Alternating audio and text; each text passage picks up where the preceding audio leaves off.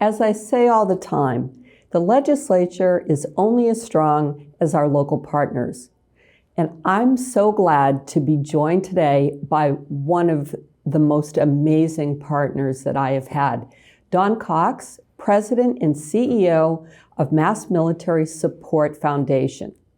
Working with Don and the Mass Military team, I secured $300,000 to support food distribution to homeless and struggling veterans across the region.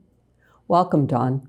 Thank you, Senator. It's great to see you. Great to see you. You know, I'd like to start, and I know this will be the tough part because you don't like to talk about yourself. You only talk about either your staff or your partners or your veterans, but please give us just a little bit of background so folks that watch this will understand where you're coming from. My background in veteran affairs goes back 10 years when we started a small nonprofit organization called Cape Cod Military Support Foundation, which was founded to help military families and Coast Guard and National Guard families on Joint Base Cape Cod. We were looking for a venue to be able to help family assistance programs such as back to school supplies, Christmas, and insecurities. And in doing that, we found out that there was a group of Coast Guard families on Martha's Vineyard in Cape Cod and Nantucket that had extremely hard times during the summer being able to feed their families because of the cost of living. All the businesses raised their prices in the summertime because of the tourists. And these poor families who were living on a fixed income, mostly less than $50,000 a year, were using their credit cards to feed their families. So one of our first initiatives at Cape Cod was to figure out how to provide them aid and assistance legally, because you're not allowed to give gifts to military people. So what we did was we created a chaplains fund where we ended up, I think our last year, we gave the chaplain $53,000 in gift cards to help feed all the families on the Cape that were in the National Guard and Coast Guard with food insecurity. And while I was working with that organization, I had the privilege of working with Adjutant General Gary Keefe, who at the time was the Executive Director of Joint Base Cape Cod. And when he became the Adjutant General in 2017, I went up and met with him, and we decided to take and expand the programs of Cape Cod Military Support Foundation statewide. The biggest need was out in the western part of the state, so we immediately went in 2017 and instituted a number of our programs out in the Springfield area at Barnes and Westover.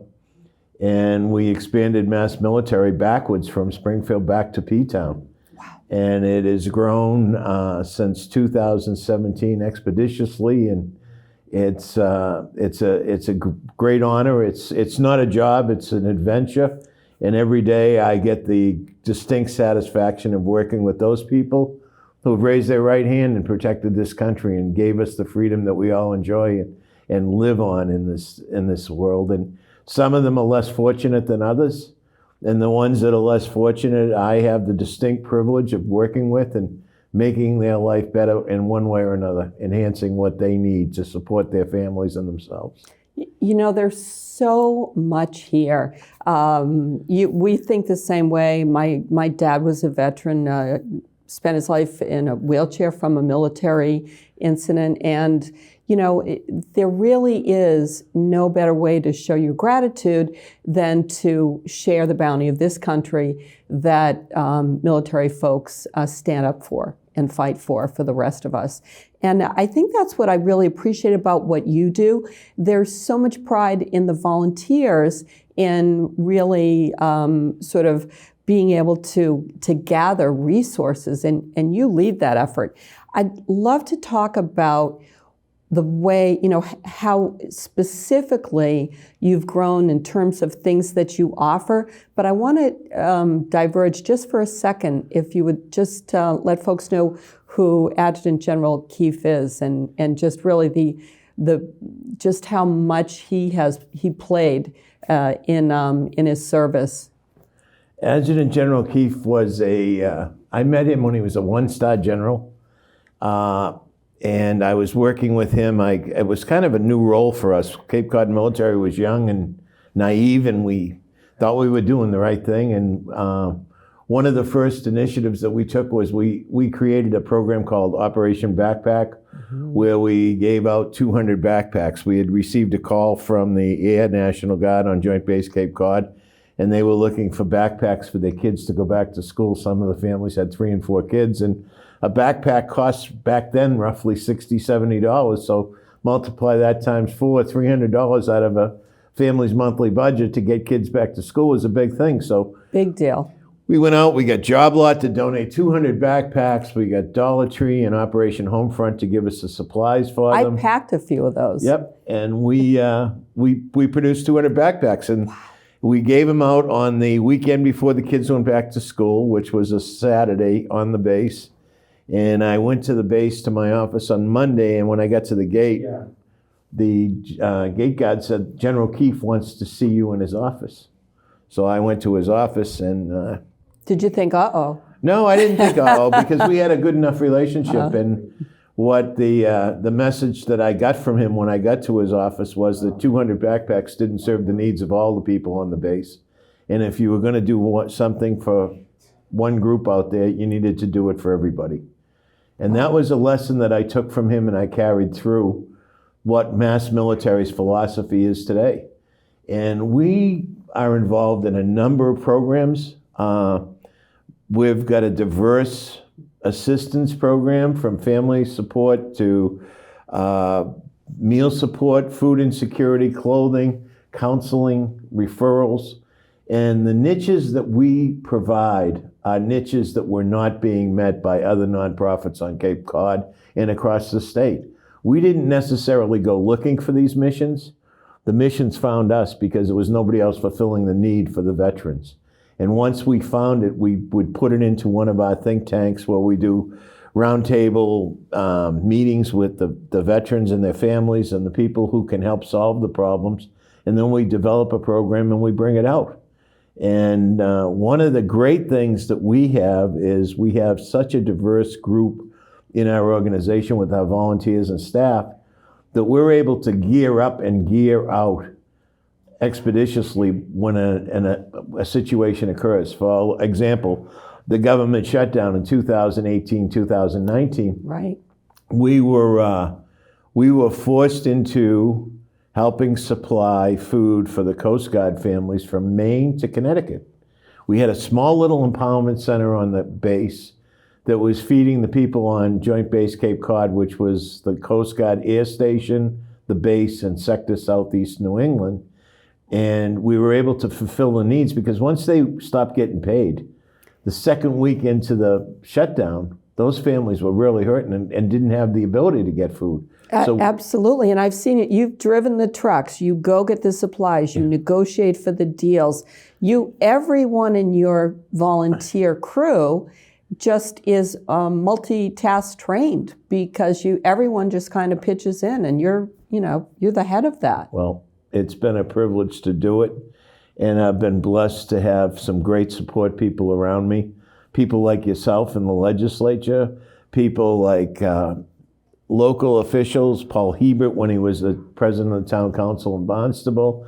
There's been a number of people that have supported us and given us the ability to do it, and also given us the ability to make the deals that we've had to make with organizations and companies to get the supplies we need to support the needs of those that need to have services. Well, right up to the Patriots. I know you've been there because I've been with you giving out coats, and the crafts have been part of that group that you attract. And one of the things I just want to give people a picture in their mind of how important this is I've been to the incredible Empowerment Center, and it looks like your average small store.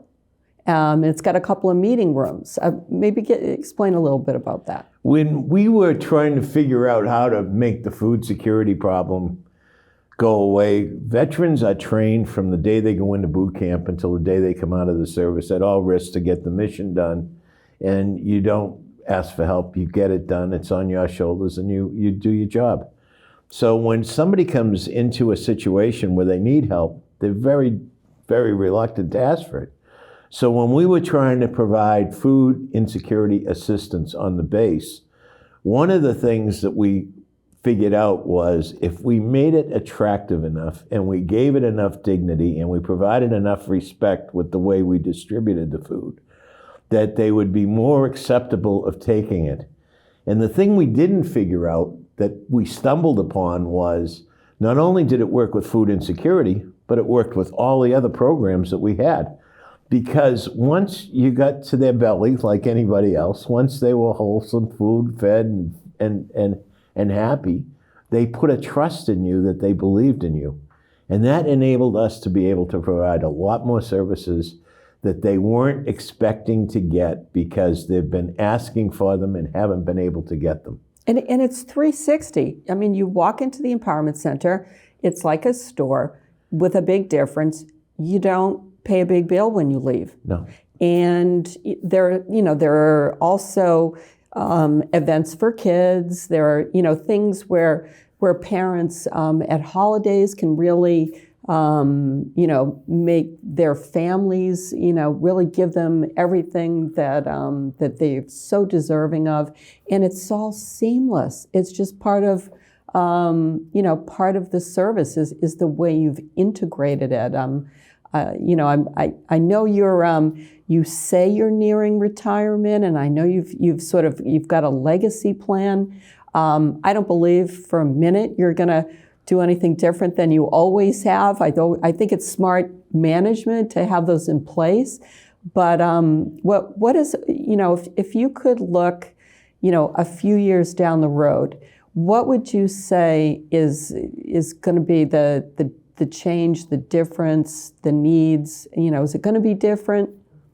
I think it's a constantly evolving situation. I'll give you an example. When we get into COVID-19 and we started doing the food boxes so that people didn't have to go out in the supermarket and take the risk of getting sick, and they had enough food for 2 weeks, breakfast, lunch, and dinner, that they could stay at home and be comfortable in their house. It was a great concept. But as COVID progressed, the thing that was amazing to me and that opened the eyes of our board was the spousal income that veterans came to depend on. And we never thought about it before because we were always so busy trying to just solve the immediate needs. But because of COVID and the stay at home, we learned how important the spouse that was working was to the success of the household financially. And that was a lesson that we carried forward. And we moved, as we pivoted out of COVID-19 and moved into these other programs that we have now going forward. And we've integrated, because I proposed legislation that would allow spouses who the military requires to move to different states for them to be credited their certifications so that they can more quickly get a job in their new state. Exactly, and that was a big plus. That was how Jobs for Vets came about. Right. We built the job training center at the Hyannis Golf Course with the town of Barnstable in a public-private partnership to do job training for veterans, because the hard thing for a spouse coming to a new area, especially here on the Cape, is they're only here for a short period of time. So if you have an into the community and you have a way to get trained in an industry that has a big demand, as we have here in the Cape on hospitality, the Jobs for Vets program at Hyannis Golf Course was a great program for us to get started. And we were able to use that to springboard other job opportunities with our other partners, Home Depot, Ocean State Job Lot. Because of your relationships. Yes. And that's, it just, it's gotten so strong. I want to sort of wrap our time with something that you and I recently did. I've been holding an opioid substance abuse forum with many, many partners across the community in Plymouth, also on the Cape side. And, we've had police, DAs, sheriffs, every treatment partner, schools. And your piece of that, you pinch hit it on emceeing at the last minute, which I appreciate. But when we talk about how things change and you have to pivot, what would you say the opioid crisis, how has that impacted service members? It's impacted them greatly. And when you brought it to our attention and we started doing research with the people that we serve, we had a discussion with a group of families, and it came to our attention through that there wasn't a lot of training for the families. Prescriptions were being given out, and people were bringing them home and taking them, and the families didn't know what the side results were.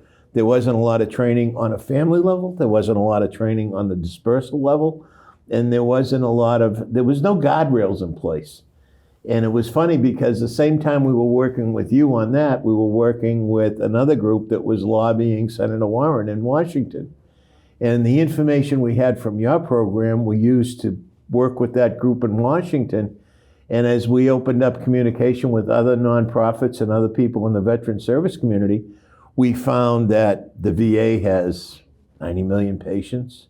The VA is the biggest subscriber of opioid medicine in the country. And that there's a lot of people that there's no training and there's no certification. So those are some of the things that were built into the new bill that Senator Warren and Senator Markey and the Senate have passed that's going to take place in 2024 as part of the TRICARE medical insurance for active duty and veteran military families. So it interloped. Here's another example of us just being in a place that we weren't looking to get into and ended up being able to help in a big way. Exactly. One more service you provide to service people. I'll just never forget how much heart that you put into giving folks, and how humble you are about always dishing off the thanks to people that you work with. And I think that that's sort of the core of service, and I want to thank you for that. I know it's time to wrap, but we'll have further conversations. I know there's no end to how many asks that you have for your military, your folks that you're so committed to. It comes up in every conversation we have. Just to give you one last picture, Don's the guy that picks me up in his truck at my house whenever there's a major storm, and you got to trounce through chest high, blizzard, and he's the guy that's got coffee and donuts, and come on, Susan, we're going to go deliver to the folks that are putting back up the electrical lines so we can have power. They're all at the base, they're staging, let's go support them as well. So this is the tremendous example of giving back. And I just wanted to bring that to this episode of In Your Corner. Thank you so much, Don. No, thank you. You have been a big ally and a big supporter of our veteran community. And I always say to everybody, it's not about me, it's not about us, it's about them. Agreed. Thank you. Thank you.